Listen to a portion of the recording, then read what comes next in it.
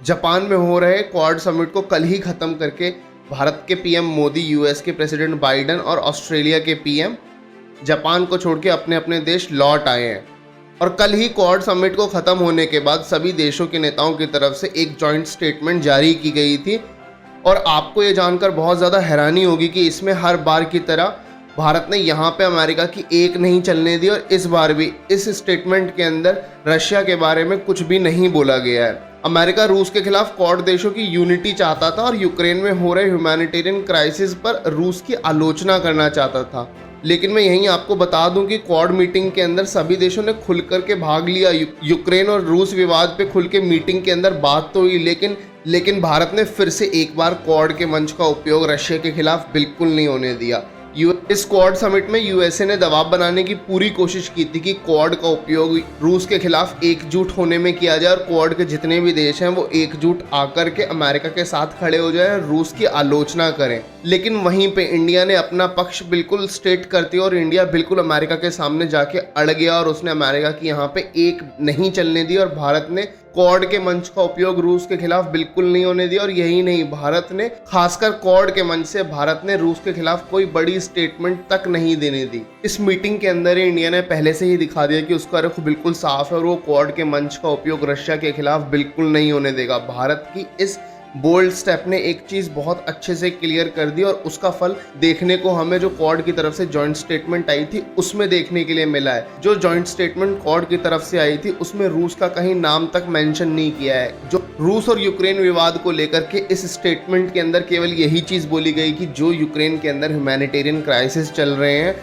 उस पर स्पेशल ध्यान देने की जरूरत है और किस तरीके से ये इंडो पैसिफिक रीजन को अफेक्ट करेगा। और इसके साथ साथ केवल एक ये बात की गई कि हर देश की सॉवरेनिटी का ध्यान रखना चाहिए और तत्कालीन प्रभाव से जो युद्ध चल रहा है ये बंद किया जाए और वहाँ पे जितने भी लोगों को ह्यूमैनिटेरियन क्राइसिस से जूझना पड़ रहा है उसका कोई समाधान निकाला जाए। दोनों देश डिप्लोमेटिक तरीके से इस मुद्दे का हल ढूंढे। यूएन चार्टर को बेस मान करके इस मुद्दे को सॉल्व करने की आवश्यकता है। अगर आप देखें और ध्यान से इस स्टेटमेंट पे गौर करें तो आपको पता लगेगा कि ये सेम स्टेटमेंट बिल्कुल वैसी ही है जैसी statement India mostly United nation में देता है यूक्रेन और रशिया विवाद को लेकर के। लेकिन दोस्तों वहीं पे क्वाड समिट खत्म हुए 24 घंटे भी नहीं हुए थे और हमें एक ऐसी खबर सुनने के लिए मिल रही है जो बहुत ज़्यादा अचंभे में डालने वाली है। अमेरिका कितनी भी कोशिश करे और कितना भी दिखावा करे अपने आप को भारत का एक बहुत अच्छा दोस्त बताने का, लेकिन एक चीज़ क्लियर हो जाती है कि अमेरिका किस तरीके से दोगला व्यवहार करता है और अमेरिका हमेशा से ही भारत पे प्रेशर बनाने की कोशिश करता आया है। अभी आई एक रिपोर्ट के अकॉर्डिंग बताया जा रहा है कि यूएसए अपने एक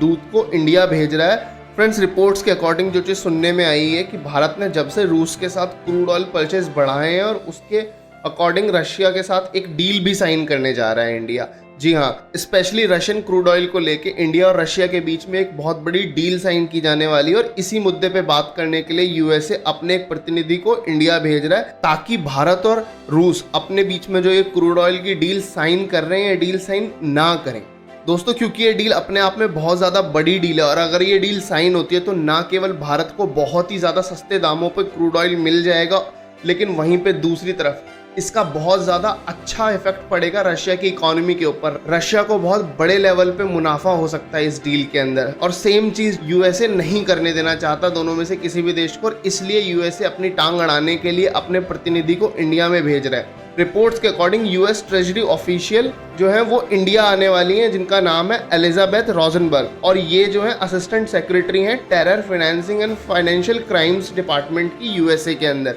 एलिजाबेथ रोजनबर्ग पहले वो दिल्ली आएंगी और गवर्नमेंट ऑफ इंडिया के ऑफिशियल से मिलेंगे और उसके बाद वो वहाँ से मुंबई जाएंगे और वहाँ पे वो इंडिया के जो प्राइवेट प्लेयर्स हैं, जो प्राइवेट ऑर्गेनाइजेशंस हैं क्रूड ऑयल में जो डील करती हैं उनसे जाकर के वो मीटिंग करेंगे और उन्हें बताएंगे कि जो सैंक्शंस हैं वो किस तरीके से वर्क करते हैं, अमेरिका के सैंक्शंस, और किस तरीके से वो इंडियन गवर्नमेंट के लिए नुकसानदायक हो सकते हैं और किस तरीके से वो प्राइवेट कंपनीज को भी नुकसान पहुँचा सकते हैं और उनके बिजनेस में एक अड़ंगा अड़ा सकते हैं। इसलिए वो रशिया से ये ऑयल डील ना करें। रिपोर्ट्स के अकॉर्डिंग ये भी बोला जा रहा है कि ये मीटिंग इसलिए हो रही है क्योंकि अमेरिका जो अपने क्लोज पार्टनर्स हैं वो सेक्शन रिजीम पे उनको एक साथ लेके आना चाहता है ताकि किसी भी तरीके का कोई डिस्प्यूट राइज ना हो इन शॉर्ट, यूएसए इंडिया को रशिया से ये डील नहीं करने देना चाहता और वो इनडायरेक्टली मना करने के लिए एक प्रेशर माउंट करने की कोशिश कर रहा है। ये बिल्कुल वैसा प्रेशर माउंट करने की कोशिश कर रहे हैं जैसे आपको याद होगा कुछ समय पहले यूएसए के deputy NSA Dalip Singh India आए थे और उन्होंने डायरेक्टली इंडिया को